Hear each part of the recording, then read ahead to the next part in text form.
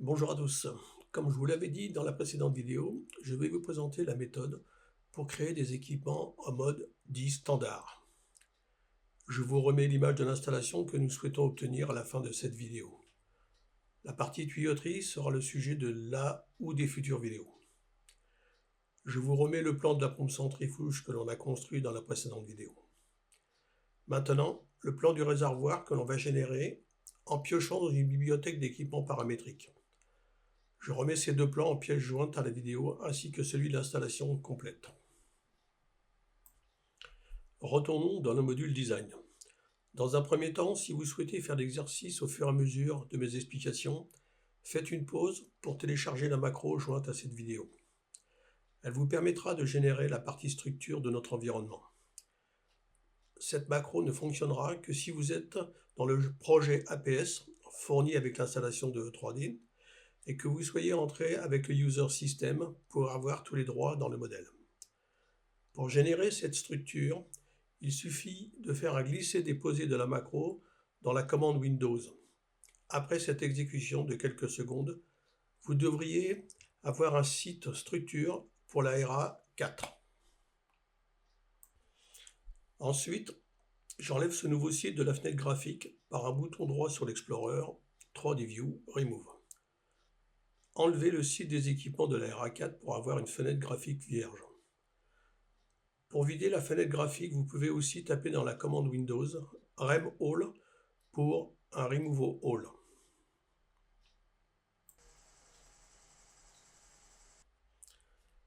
Passons à la création de notre réservoir. Se positionner dans la zone où l'on a créé la pompe centrifuge dans la vidéo précédente. Dans l'onglet Équipement, sur le menu Create, cliquez sur la flèche sur l'icône de l'équipement et choisir dans la liste Standard. Dans la nouvelle forme, nous avons le choix des équipements en fonction d'une table ou d'une spécification. Si l'on choisit la section table, on va sélectionner la table, le type, et ensuite chercher dans une liste qui peut être très longue. C'est l'ancienne méthode.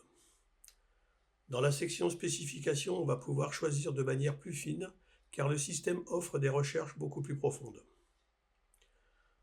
Dans notre cas, on va prendre la spécification Aveva Advanced Equipment, puis les Advanced Vessels, ensuite Vertical Vessel, Vertical Storage Hopper, et enfin VS002 Dish Top and Cone Bottom. Quand on arrive à la fin de la sélection, on voit apparaître dans la fenêtre 3D un aperçu de l'équipement sélectionné. Si le choix ne convient pas, il suffit de cliquer dans la fenêtre Current Selection sur la ligne où vous devez reprendre la sélection.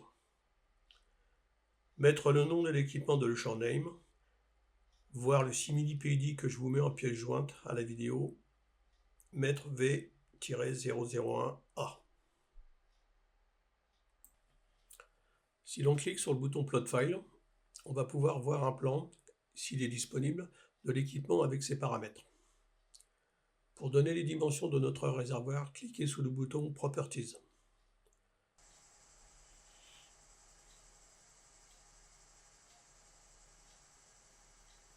Tapez les dimensions pour le nozzle type, prendre un 300 livres avec un DN de 50.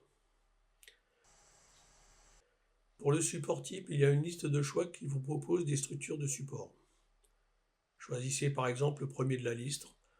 On va pouvoir configurer les dimensions de cette structure en cliquant sur le petit icône qui est à droite de cette liste. Donnez des informations et cliquez sur OK. Dans notre configuration, la liste de choix ne convient pas, donc on sélectionne None dans la liste. On verra plus tard comment finaliser notre équipement en accord avec notre plan. On valide nos paramètres par le bouton OK. On crée notre réservoir par un bouton Apply. Pour le positionnement, on le met à 0 pour l'instant en utilisant l'icône ad hoc. On verra plus tard pour le mettre sur son support.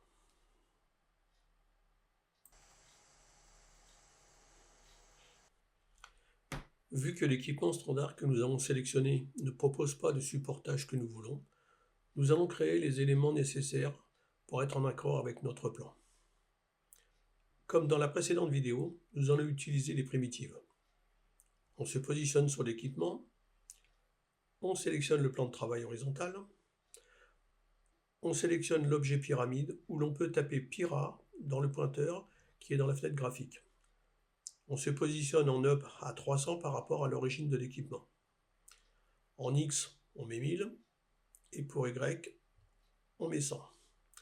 Pour la hauteur, on prend 100 mm. En X, pour la partie supérieure, on met 900 et 100 en Y. Pour finir, on met les décalages U et V à 0.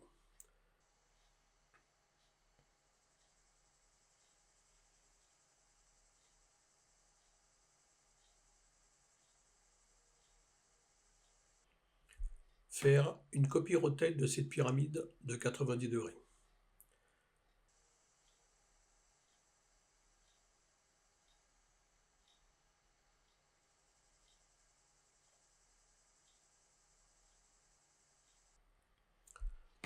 Ensuite, on doit changer le nom de la tubulure de sortie du réservoir. On se positionne sur le nozzle dans l'Explorer et on va sur la propriété Name. On prendra le nom de l'équipement avec /n2 à la fin. On informe les autres attributs en fonction des informations disponibles. Maintenant, il faut créer la tubulure d'entrée de ce réservoir. Tout en étant sur l'équipement dans l'Explorer, sélectionnez l'icône Nozzle dans le sous-menu Create de l'onglet Equipment.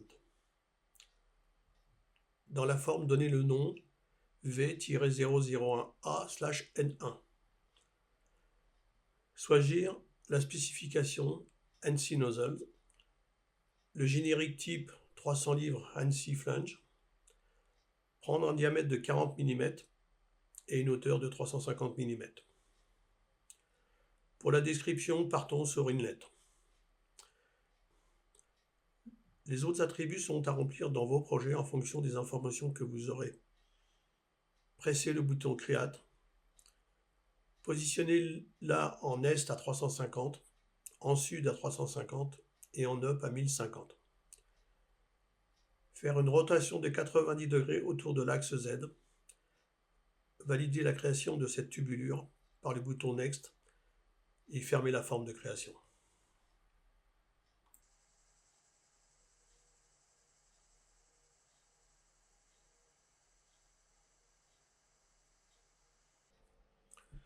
On peut faire des modifications sur ce réservoir. Pour cela, sélectionnez l'icône standard du menu Modify de l'onglet Équipement.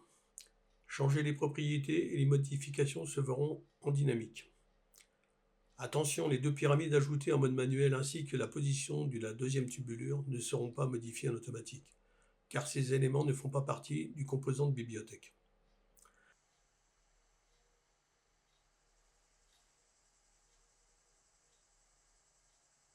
Au regard du PID que je vous ai fourni, je dois renommer la pompe centrifuge que j'ai créée dans la vidéo précédente. Je ne vais pas utiliser la fenêtre des propriétés pour cela, car je ne changerai que le nom de l'équipement, pas toute la hiérarchie en dessous. Sur l'Explorer, faire un bouton droit sur l'équipement et choisir Rename. Mettre le nouveau nom P-001A et chose très importante, choisir Rename All dans la liste de choix en dessous. Valider par Apply. Vous pouvez constater que tous les noms sous l'équipement ont changé. On va passer au positionnement de nos deux équipements dans l'environnement de la structure que j'ai généré en début de cette vidéo. Faire un Rem All dans la commande Windows.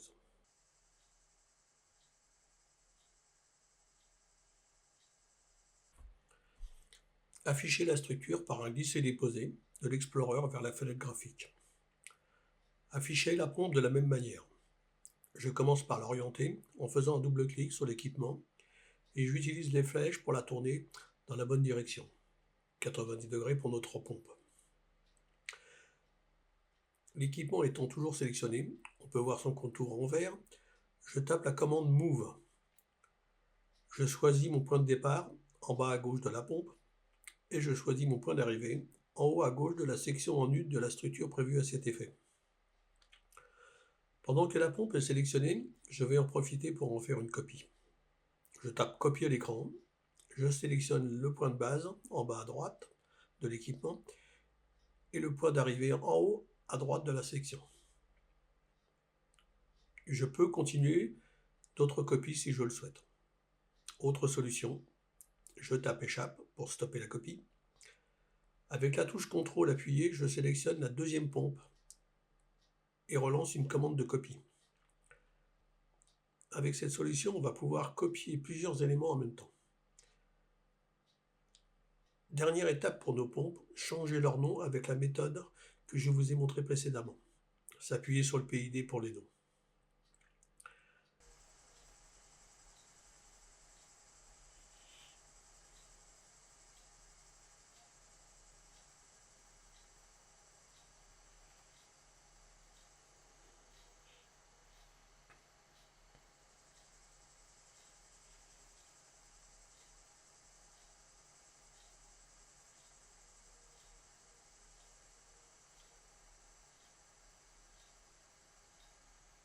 J'applique la même procédure pour les réservoirs.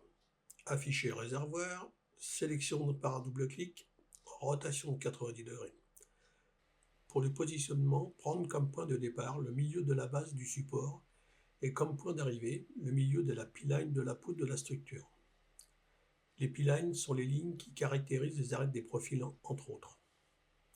Ce sont des éléments spécifiques au domaine de la structure. Si ces P-lines ne sont pas valides dans votre environnement, sélectionnez l'icône en bas à droite de la fenêtre graphique, Object Snap, et activez les aimants nécessaires, dans notre cas, P-line Midpoint.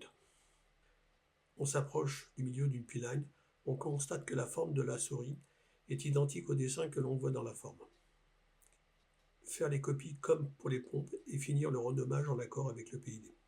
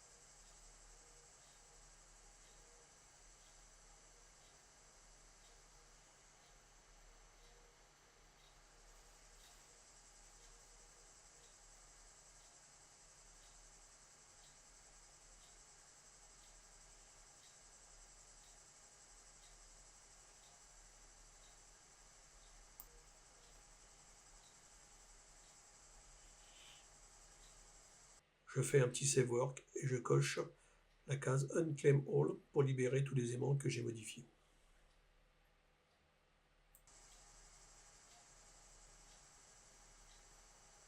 Nous sommes arrivés à la fin des vidéos sur les équipements, qui vous ont montré de manière très succincte les capacités du module design de E3D pour cette discipline.